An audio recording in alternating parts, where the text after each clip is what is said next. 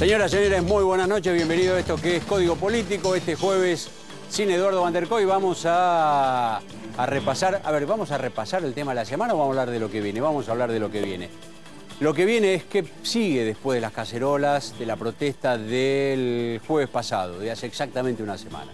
Hay un nuevo factor en el escenario político, social, cultural en la Argentina. Un nuevo factor revulsivo, inasible, difícil de identificar, desarticulado, y algunos dicen esa es la debilidad de la protesta del jueves pasado, otros dicen esa es la fuerza de la protesta. Es una protesta que surgió de sectores mucho más amplios que los que obviamente dice la propaganda del gobierno, mucho más amplio de lo que podía prever la dirigencia opositora, que estaba en general mirando para otro lado y se dio cuenta el mismo jueves del fenómeno que se estaba produciendo, y digo yo también, un fenómeno más extendido y más profundo que el que alcanzamos a ver desde los medios que como TN se ocuparon y nos ocupamos de hacerle llegar a la audiencia lo que estaba pasando y no ocultarlo, como sucedió con los medios oficialistas. Bueno, creo que ni siquiera nosotros alcanzamos a ver la dimensión del fenómeno. ¿Por qué? Porque la mirada de la prensa está puesta ¿dónde? La mirada de los medios en los grandes centros urbanos, dentro de los grandes centros urbanos, en las principales esquinas. Estábamos en Callao y Santa Fe, estábamos en el Obelisco, estábamos en la 9 de Julio, sí. Estábamos en los barrios, donde también hubo expresiones de descontento de diversa naturaleza. Estábamos en los barrios del Gran Buenos Aires o solamente pudimos estar por ejemplo, frente a la Residencia Olivos, donde se había concentrado mucha gente. Un fenómeno distinto que empezó y no sabemos si terminó. ¿Qué es lo que va a pasar? ¿Qué escenario? ¿Qué Argentina sale de la noche de las cacerolas? ¿Qué cambia? ¿Cambian las mayorías? Da la impresión que no. ¿Terminó el gobierno de Cristina su ciclo? Da la impresión claramente que no. Pero hay un debate abierto y esto es lo nuevo y esto es lo bueno. Termina con esta idea cristalizada de que todo se había dicho ya y que no había movilidad posible en el escenario y la opinión de los argentinos. En un ratito vamos a estar hablando de estos temas nada menos que con Rodolfo Terraño, que además de su mirada siempre lúcida, hoy nos trae viene flamante, nuevito, con el anuncio de su próxima inminente incorporación a la Academia Americana de Artes y Ciencias, una academia que fundaron Washington y Franklin y Jefferson en 1780, creo, que ha tenido entre sus integrantes nada menos que a figuras en Estados Unidos como Kennedy, Luther King, por ejemplo, y que hoy va a tener a Terraño en el Departamento de Asuntos Públicos de la Academia Americana de Artes y Ciencias, va a tener en Terraño al único integrante latinoamericano. Está o estuvo Nelson Mandela ahí, por ejemplo. Vamos a charlar un poquito con Terraño, que, nada, tiene los ribetes de una personalidad que a veces acá uno dice, sí, lo conocemos a Terraño. Bueno, está ahí.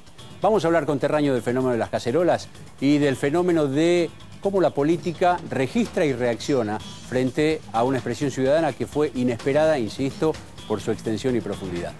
Del mismo tema y desde otras miradas, les pedimos que nos acompañen para tratar de entender, sobre todo a Pablo Micheli, que ya está en el estudio.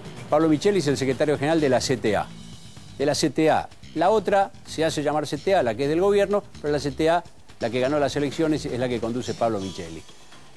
Vamos a hablar con él desde el sindicalismo y del sindicalismo que mantiene una posición de tensión y de confrontación con el gobierno. ¿Cómo se vio este fenómeno que según el gobierno fue solo de clase media, donde prácticamente no había trabajadores según la imagen simplificada del trabajador que se tiene? Y le pedimos a Marcelo Birmacher, escritor, guionista, que también nos dé la mirada de un intelectual. Él escribió una nota en Clarín diciendo por qué salía a tocar la bocina. No sé si es que, la leí pero no me acuerdo si es que él salió a tocar la bocina o iba por la calle y vio a la gente tocando bocina acá en el barrio de la capital y se sumó. ¿Qué mirada tiene un intelectual sobre un fenómeno político masivo, masivo en ese momento, que estaba quizá fuera de las previsiones?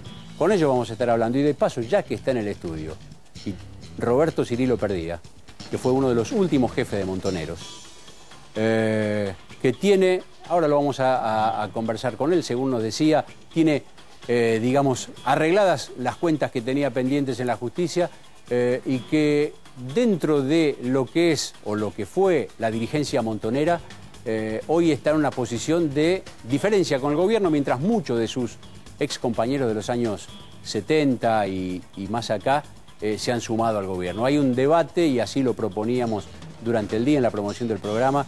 Hay un debate sobre el pasado y hay una manipulación del presente, de la cual vamos a pedirle opinión a Roberto Cirila Perdía, miembro de la última conducción formal que tuvo Montoneros. Esta es la oferta para esta noche, nos espera ya Rodolfo Terraño. Si nos da el tiempo, vamos a hablar de Labaña, de Sergio Massa, vamos a hablar de las diferencias, algunas diferencias entre el gobierno, de por qué a Mariotto de golpe parece que le va mal. Hay un montón de información política que vamos a tratar de compartir esta noche con ustedes. Nos espera Rodolfo Terraño. Terraño, gracias